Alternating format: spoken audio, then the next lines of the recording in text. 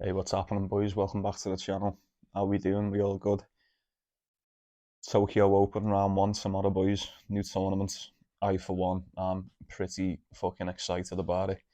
We've got 6 games to start off with. And I just want to say before I get into the video, I apologise if I sound slash look like shit.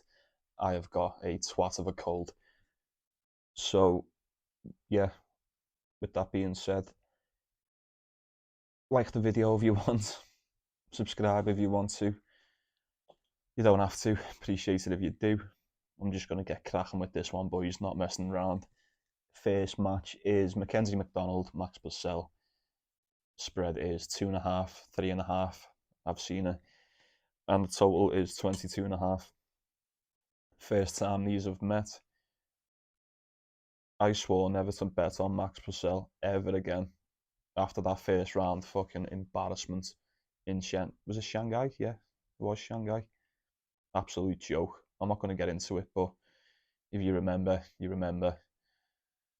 He's barely winning matches at this level anymore. Barely. Mackenzie McDonald should just fucking smoke him. I hope he does as well. I'm sorry. That's terrible. But he deserves it. He really fucking annoyed me in Shanghai. But McDonald is a well better player, a lot more consistent. Reached the quarter final in Toronto. Mackenzie McDonald gets this one done nice and easy, boys. Don't even think about it. Next game is Sebastian Offner, Christopher O'Connell. Spread is just a half. Just a half. Total is 22.5. Sebastian Offner hasn't been nowhere near as good as what he was earlier on in the year. Well, first half of the season, rather. Head to head is 1-0 to O'Connell, but Offner retired in that game after 6 games, so it's not much to go off. Here's something to go off. Christopher O'Connell plays really good in the Asian swing. As a matter of fact, he's already won the Shanghai Challenger, reached the quarterfinal in Chengdu. I really like this game. I love the price, and I love Christopher O'Connell in this spot, boys. I'm going to be taking him all day, nice and easy. Game number 3 is Jordan Thompson and Alexander Zverev. Spread is 4.5, but I've seen it at 3.5. Total is 21.5. Head to head is 2-0 to Zverev. Zverev got battered by Roman Safulin in Shanghai, didn't he? Remember that? Fair play to him, though. I mean, to be fair, he did have a long couple of weeks leading up to that. He played a lot of good tennis, so I'm not surprised he got a bit tired, so I'll let that one slide. I like Jordan Thompson too. I think he's a really good player. He can be really tricky at times, but realistically, Zverev's just getting this one done. He really should be. I'm not going to overthink it. Alexander Zverev all day, boys.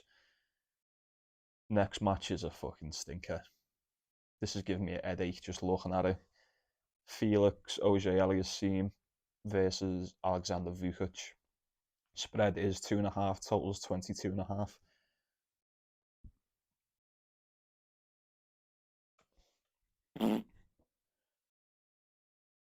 It's what this is. I mean, Aliassime's had 3 wins since Miami. Like, he's going to drop out to the top 50 very quickly if he doesn't start winning some games. Albeit Vukic is definitely a way better draw for him than the ones he's been getting. I'll give him that. But even still, he's been shit. He's been so shit lately, and he's always quite a decent favourite in these games, and I get it. But from what I've seen in the past few matches, I wouldn't trust him with a pound of my money, boys. I've got fuck all on this one. I haven't even got the confidence to put money on Vukic plus 2.5. So if you've got anything for this, you're a lot braver than I am. Let me know what you're going for.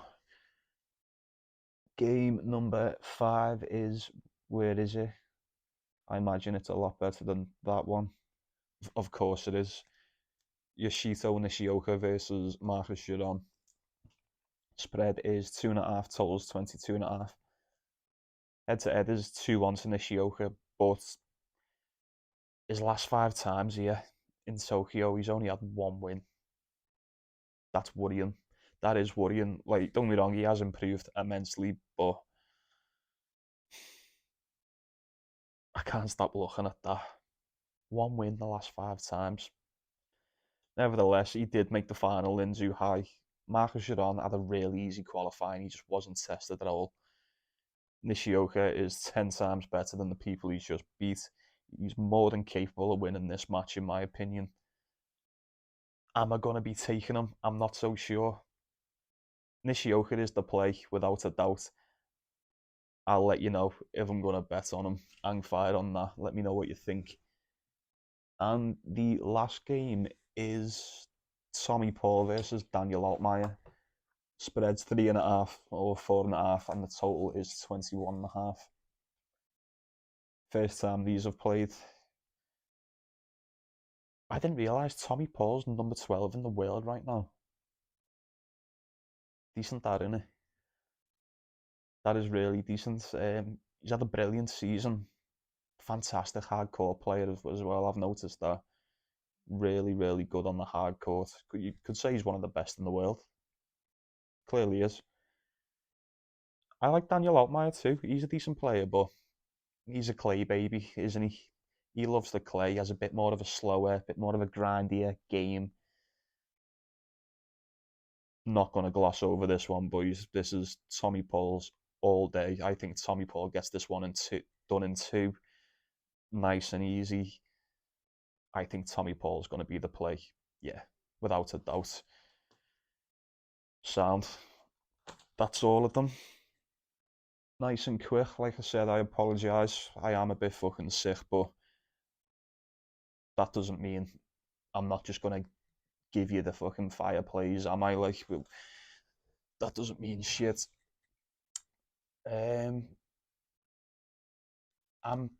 split into two minds whether to do some breakdowns for one of the other tournaments as well. You know, this one starts at like 3 in the morning if you're in the UK, and we've got one in, what was it? Was it Belgium, and the other one was in Sweden. So let me know if you want me to do some videos for them.